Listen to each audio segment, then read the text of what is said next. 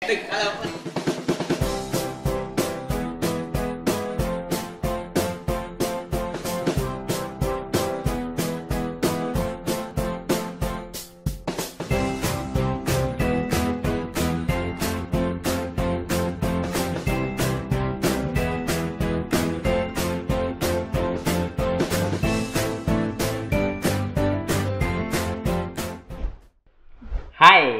ketemu lagi di podcast Genbes DHB.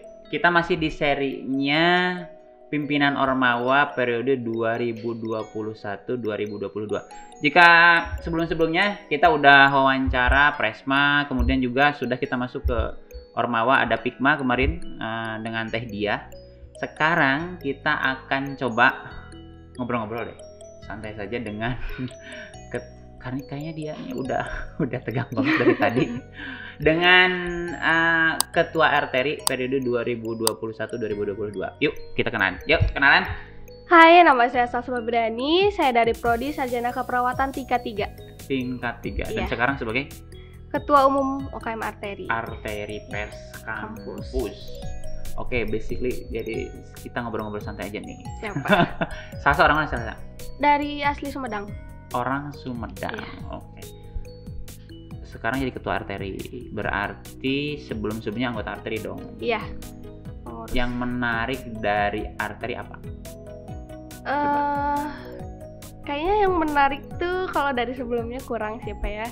Kurang. Tapi kayak ketarik panggilan jiwa. Iya, panggilan jiwa. Kayak kalau nggak kita yang maju mau siapa lagi gitu. Terus sebetulnya spesifik arteri itu fokusnya ngapain sih gitu kan? Ke bidang jurnalistik. Jadi memberitakan apapun yang ada di DHB gitu. Jadi menginformasikan gitu ya? Menginformasikan kegiatan-kegiatan yang ada di kampus. Terus program kerjanya dari arteri ini nih, yang sekarang katakanlah rancang ya untuk setahun ke depan selama kepengurusan Salsa, apa aja sih yang paling katakan fokus lah, apa sih gitu kan dari arteri ini? Sekarang kita lagi garap majalah kampus. Yang isinya difokuskan sebagai kampus aktivis dan kampus relawan. Iya, jadi mewawancara anggota Ormawa gitu, Pak. Kegiatannya apa aja gitu. Ya. Terus ada Arteri on the go, itu kayak studi banding sama pers kampus lain. Jadi kayak kita sharing ya, ilmu. Sharing. Terus di sana gimana, di sini gimana gitu. Lalu ada anniversary, ada pelatihan jurnalistik tingkat dasar, malam keakraban pastinya. Terus paling sisanya itu kegiatan liputan. Insidental ya. Liputan. Kalau liputan pasti tiap hari ada. Tiap ada kegiatan pasti ada gitu. Jadi semua kegiatan DHB pasti diekspos di arteri. Iya, pasti. Terus sebetulnya kalau apa sih yang katakanlah arteri berarti kan sekarang ada di tangan Salsa nih gitu ya. Apa sih yang sekiranya menarik gitu kan buat teman-teman yang lain, ada sesuatu yang lu harus deh masuk di arteri gitu kan. Jangan sampai enggak gitu. Kamu akan dapat sesuatu yang kamu belum tentu dapat di organisasi lain atau di luar gitu. Apa sih yang kamu tawarin? Kebebasan sih sebetulnya, Pak. Kayak kebebasan berekspresi, kebebasan bersuara. Kan pers ya, Pak, dilindungi undang-undang juga. Jadi kalau ada kegiatan mungkin ormawa lain kalau mau lihat nggak boleh gitu. Kalau arteri pastinya boleh. Pasti bisa. Iya kan, meliput, menginformasikan ke masyarakat atau ke lingkungan kampus DHB gitu. Dan dikasih pelatihan bagaimana caranya meliput. Karena sekarang juga kan lagi pelatihan PJT ya, pelatihan jurnalistik tingkat dasar. Tingkat dasar itu apa aja sih di dalamnya? Ada bagaimana cara penulisan berita yang baik dan benar, cara pengambilan foto dan video, sama reportase ya, cara kayak wawancara orang ya kayak gitu. Dan itu biasanya pematerinya dari wartawan atau memang sama-sama aktivis di pers kampus juga? Ya, dari Forum Komunitas Pers Mahasiswa Bandung. Oh, itu ada juga? Ada. Jadi arteri tergabung di situ? Ya, tergabung. Jadi kita juga katakanlah aktif di situ. Terus sekarang tahun ini ya, tahun Salsa, berapa orang sih yang gabung di di keanggotaan arteri? Ada, kalau pengurusnya ada 20 orang. Kemarin yang daftar ada 27 orang. Yang katakanlah sudah komit lah gitu ya. Sudah. Dan dilantik jadi anggota muda gitu kan. Nah, kalau menurut Salsa gitu ya, pemahaman Salsa tentunya, ada nggak perbedaan zaman dulu misalnya sebelum-sebelumnya, bagaimana peran pers itu ya, terutama pers kampus? Apakah hanya misalnya sekarang itu terutama mahasiswa semangat literasinya atau semangat membacanya bagus nggak sih? Sebetulnya mereka kurang sih, Pak. Mereka lebih tertarik ke apa sih? Games, ke video, ke apa sih? Games, video, sosial media. Tapi kalau untuk membaca berita sepertinya kurang. Membaca berita kurang. Nah, Arteri sekarang menyikapinya gimana nih? Dengan ngedit seunik mungkin. Oh, jadi menariknya itu dari editannya. Dari gitu. video-videonya, dari foto-fotonya mungkin fotogenik gitu kan ya. Jadi si videonya itu udah mengandung arti dari beritanya gitu. Oke, jadi menjiwai. Iya. Ada nggak teman-teman yang katakanlah basically Salsa dulu punya pengalaman nggak di jurnalistik, misalnya di pers sekolah ada? Enggak, tapi ada pengalaman di foto video aja gitu. Seneng foto video. Zaman SMA? Iya, zaman SMA ngedit gitu. Memang seneng atau ngikutin ayah atau ibu seneng yang memang ini, atau kakak misalnya? Oh, kakak ada fotografer. Kakak fotografer? Iya. Wow. Kakak Salsa fotografer sekarang? Fotografer. Kuliah dulu di fotografer nggak? Enggak. Tapi dia memang menekuni itu? Fotografer. Dan buka usaha gitu? Kerja di Antv. Kerja di Antv? Wow. Jadi Salsa sebetulnya tertarik dari situ. Iya sih. Dan mungkin juga punya cita-cita jadi wartawan reportase atau bisa jadi. Ada kemauan dia. Jadi sekarang masuk perawat itu keinginan sendiri atau didorong sama orang tua? Keinginan sendiri sebenarnya. Tapi kalau untuk ke fotografi itu hanya sampingan aja gitu, Pak. Lebih ke hobi. Iya, hobi aja dijadiin. Kalau ayah ibu kerjanya apa sih? Kalau ayah di PLN, kalau ibu nggak, rumah tangga. Ibu rumah tangga. Terus gimana judulnya? Salsa bisa masuk ke perawat. Ke bawah-bawah atau kayaknya keren, kayaknya gampang kerja atau apa? Enggak sih, termotivasi aja dulu. Punya adik sakit di rumah sakit, terus perawatnya baik banget sama keluarga gitu. Jadi kayak nanti udah gede mau jadi perawat aja gitu. Wow. Gitu. Itu bener-bener sih. Ada sebuah pepatah yang namanya promosi itu bukan di media tapi dari mulut ke mulut ya. Iya. Bagaimana nih Salsa? Sebetulnya fashionnya dia di wartawan. Adiknya dirawat di rumah sakit sama perawatnya baik banget. Dan Salsa pengen jadi perawat hari ini. Termotivasi. Iya. Dan tentunya pengen gambarnya seperti itu. Iya. Perawat yang baik, care dengan banyak orang gitu kan. Iya, gitu. Dan fashion tetap jalan, sekarang jadi ketua Arteri. Oke. Terus sebetulnya arahnya di masa kepengurusan Salsa terutama nih hari ini 1 tahun ke depan, apa sih harapannya ke depan buat, apakah misalnya tadi bilang majalah kampus, saya sih menilainya biasa aja sih majalah kampus, apalagi sekarang kan literasi mahasiswa juga, keinginan untuk baca mahasiswa juga rendah. Berarti kan harus disikapi dengan misalnya video, gambar-gambar yang menarik, atau misalnya apalah banyak hal. Atau misalnya ingin anggotanya jadi lebih keren nih misalnya, atau mengedukasi. Kita pernah diskusi juga kan ya, bagaimana sekarang mahasiswa DHB ngerti dulu deh cara posting, ngambil foto jangan sembarangan, buat caption yang menarik seperti apa, yang mendidik tidak hoax. Seperti apa sih yang Salsa gambarkan, gue ingin kayak gini deh gitu, ada idealisme lah. Saya pengen Arteri lebih menonjol di setiap kegiatan gitu, Pak. Jadi kelihatan sama orang, wah Arteri ada ya tiap hari gitu. Terus berita juga jalan tiap hari. Sama pengen memfasilitasi terutamanya anggota Arteri buat belajar ngedit, belajar ambil foto video yang bagus gitu. Terus sekarang anggota-anggotanya kira-kira menurut Salsa bagus nggak? Maksudnya ya spiritnya yang tadi katakanlah pengurus ada 20 orang, anggota baru sekarang ada 27, total kan berarti yang bisa jadi reportase gitu kan 47 lah katakan seperti itu. Semangatnya gimana mereka? Semangatnya bagus sih Pak. Cuma rata-rata anggota arteri itu jadi pimpinan di ormawa sebelah gitu. Jadi fokusnya kebagi dua, paling kayak gitu. Itu gimana caranya Salsa menyikapinya? Kan nggak bisa dong, misalnya gini, ada tugas peliputan, tiba-tiba dia nggak bisa, gimana tuh? Salsa yang maju Pak. Jadi harus siap kapanpun? Iya, harus siap. Terus sekarang yang tingkat, katakanlah yang anggota muda gitu, anggota muda hari ini menurut saya udah ada nggak mereka bakat-bakat jadi wartawan gitu? Ada, soalnya kebanyakan kan emang kayaknya udah eksis gitu depan kamera, udah berani ngomong depan kamera. Jadi memang gitu. Mereka yang masuk arteri itu yang sudah punya pede, basic. Gitu. Ya basic, gue pingin deh, gue pede deh gitu kan. Iya. Jadi mungkin nggak susah juga ngarahinnya. Insya Allah. Nah, hambatan paling besar dalam Salsa sekarang jalan di arteri gitu. Apa ya? Paling kompakin semuanya sih susah. Oh, enggak. Belum kompak banget lah. Sejalan banget gitu. Oh, tapi kalau misalnya penugasan mereka ada gitu. Ada, pasti.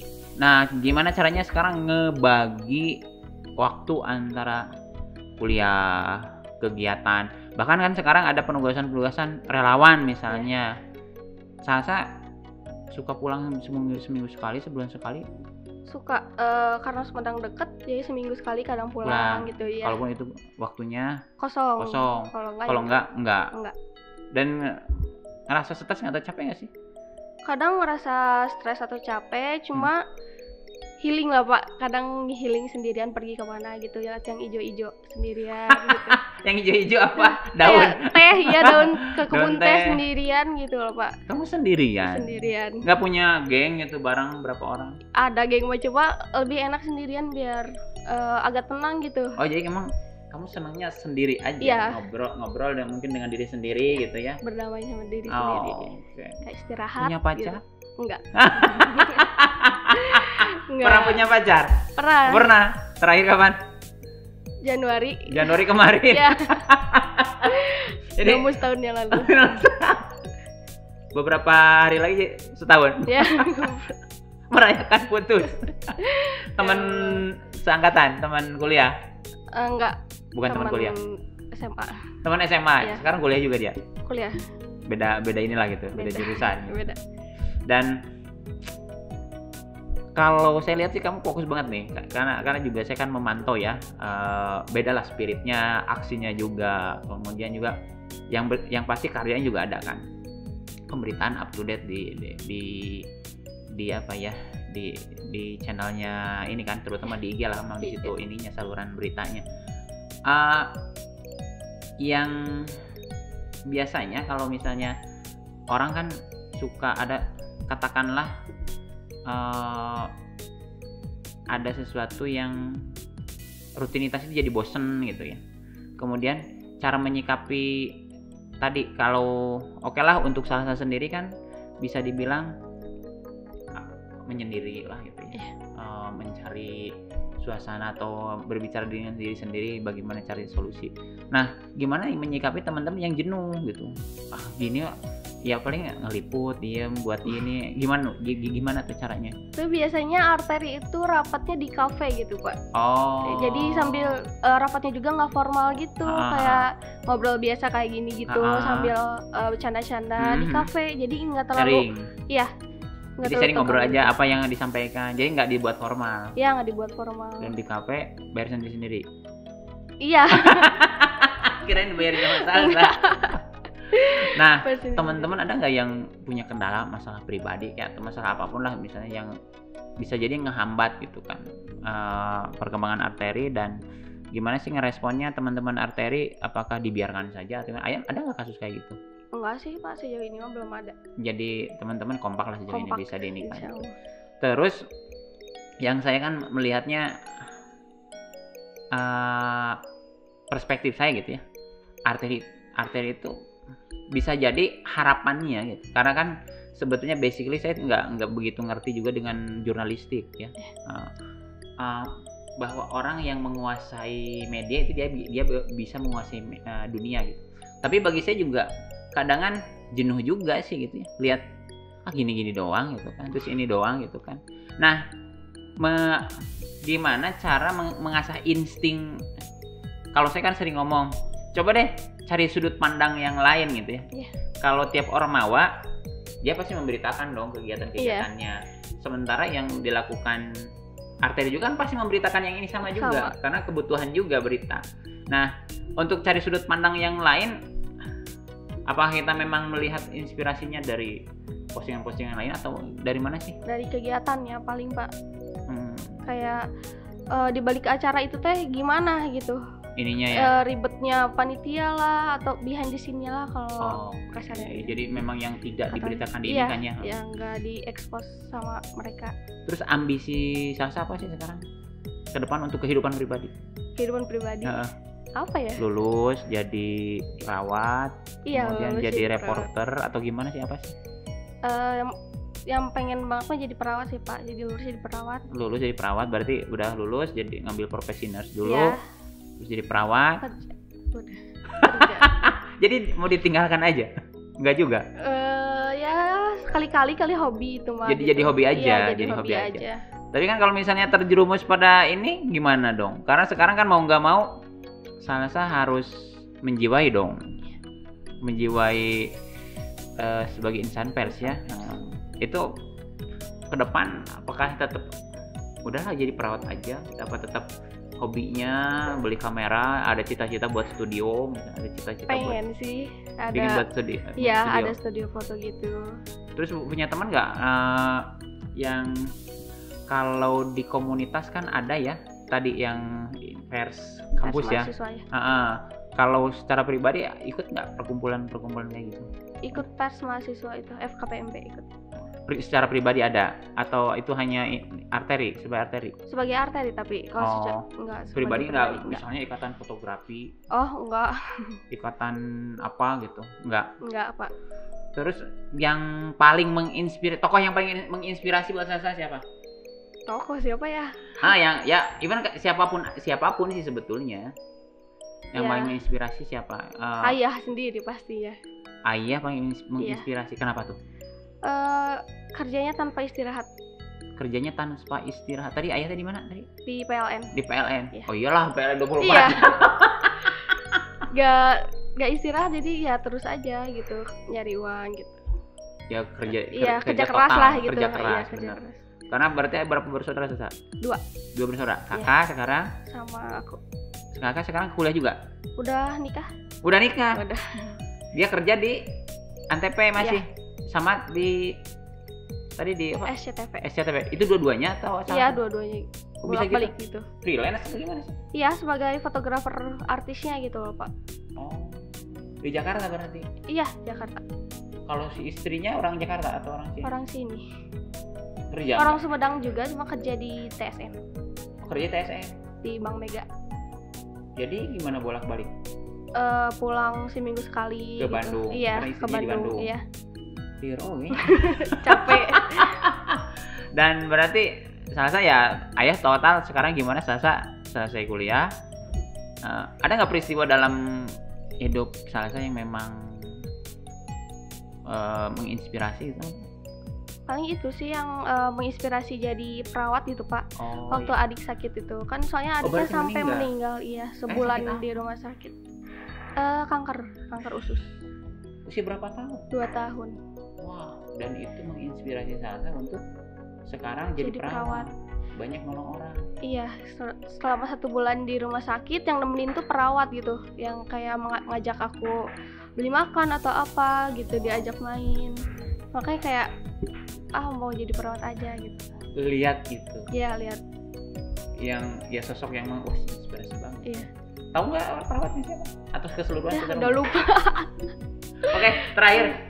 Ada nggak pesan-pesan buat teman-teman, karena juga saya lihat Salsa sekarang sebagai perempuan yang keren banget lah dalam artian membawa perubahan di arteri sendiri ya, karena saya lihat juga perubahannya luar biasa. Kalau dulu ya bukan berarti membandingkan, tapi kan memang kita harus coba berpijak kenapa sih, apa yang menjadikan pembeda ya.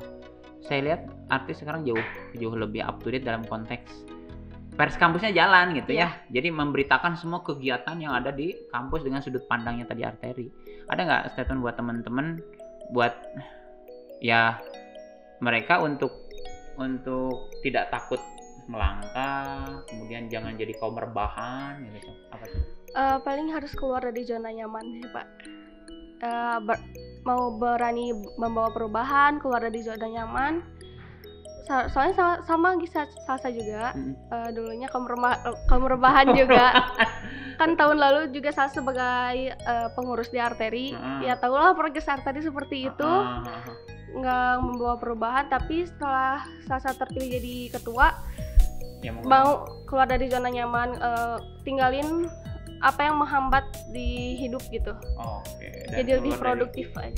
Lebih produktif, iya. Keluar dari zona nyaman, dan tentunya ya keluar dari zona nyaman karena punya tujuan dan tanggung jawab. Salsa mau keluar dari zona nyaman karena dia punya tanggung jawab. Dia pastikan teman-teman punya tanggung jawab. Tanggung jawab pada siapa?